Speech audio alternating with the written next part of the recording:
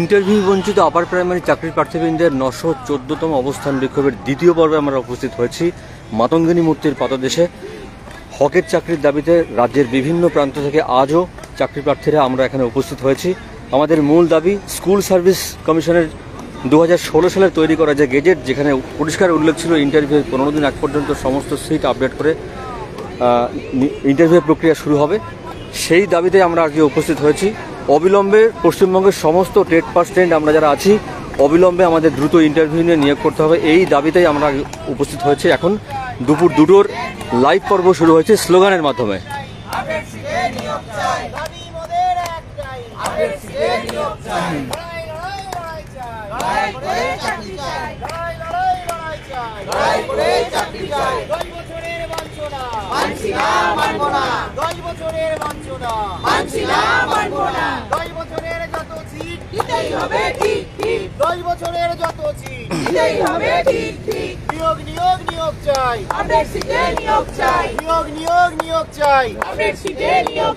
দাবি মোদের একটাই, দাবি মোদের একটাই।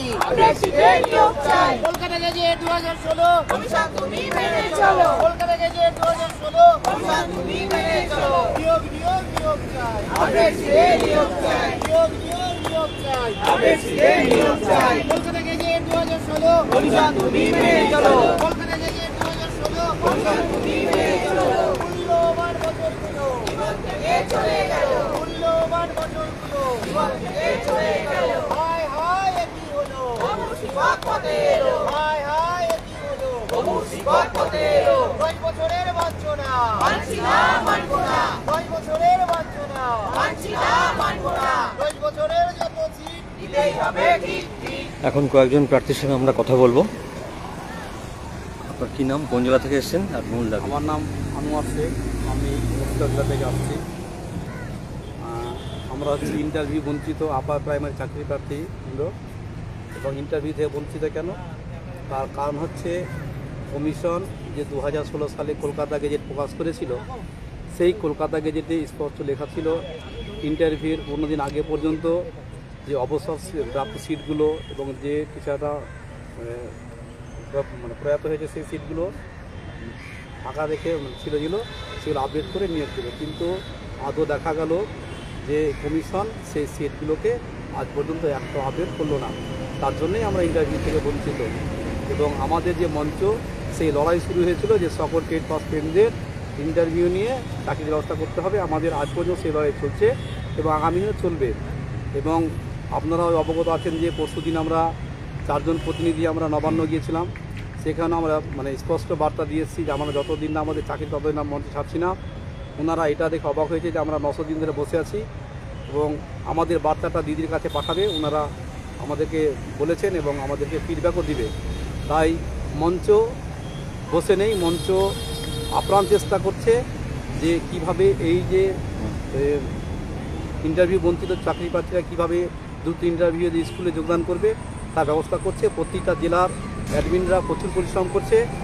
তার সঙ্গে সাধারণ ক্যান্ডিডেটদের একটা বার্তা দিব যে আপনারা পাশে থাকুন, মঞ্চে আসুন, মঞ্চটাকে ভরিয়ে রাখুন, এই বার্তা দিব এবং বলবো যে সবাই আসে যেন মঞ্চে।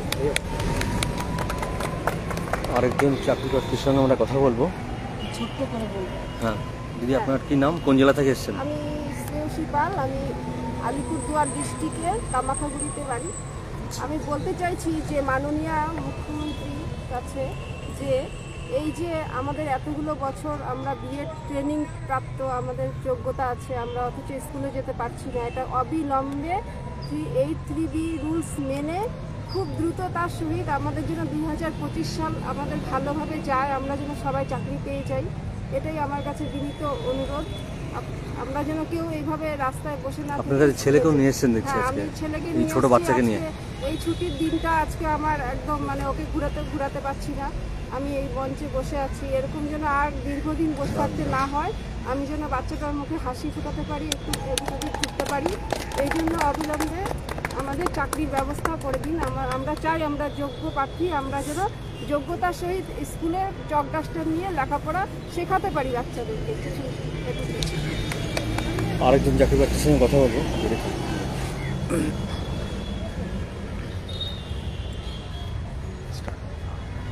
আমরা আজকে ইন্টারভিউ বঞ্চিত আপার প্রাইমারি চাকরি প্রার্থীবৃন্দের পক্ষ থেকে 914 দিন আমরা এই মাতঙ্গিনী হাসদা মূর্তির পাদদেশে বসে আছি। আমাদের একটাই দাবি প্রথম থেকে ছিল যে আমাদের সিট আপডেট করে আমাদের নিয়োগ করতে হবে, কারণ 2014 সালের আমাদের নোটিফিকেশান অনুযায়ী 2015তে আমাদের এক্সাম হয়েছে, তারপর থেকে এখনও পর্যন্ত কোনো রিক্রুটমেন্ট হয়নি।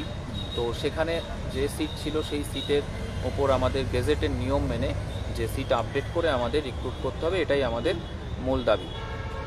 আমরা মাননীয় মুখ্যমন্ত্রীর কাছে সেই আশায়, সেই দাবিতে আমরা দীর্ঘদিন এখানে শান্তিপূর্ণভাবে অবস্থান বিক্ষোভ মঞ্চে এখানে বসে আছি এবং বিভিন্ন জায়গায় বিভিন্ন দিক থেকে আমরা মাননীয় মুখ্যমন্ত্রীর কাছে কিন্তু নিবেদন করছি যে আপনি আমাদের দিকটা একটু দেখুন। আপনি পশ্চিমবঙ্গের অভিভাবিকা এবং আপনি অনেক জনকল্যাণমূলক অনেক আপনি প্রকল্পের সূচনা করেছেন, যার দ্বারা পশ্চিমবঙ্গের কোটি কোটি মানুষ উপকৃত হয়েছেন।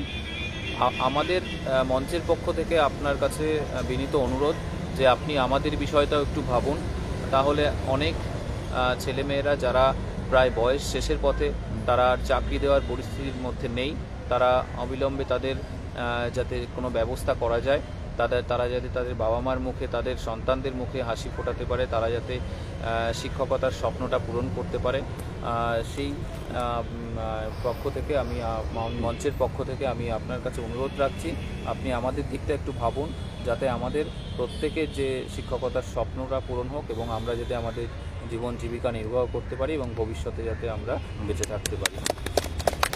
আরও একজন চাকরি প্রার্থীর সঙ্গে কথা বলবো।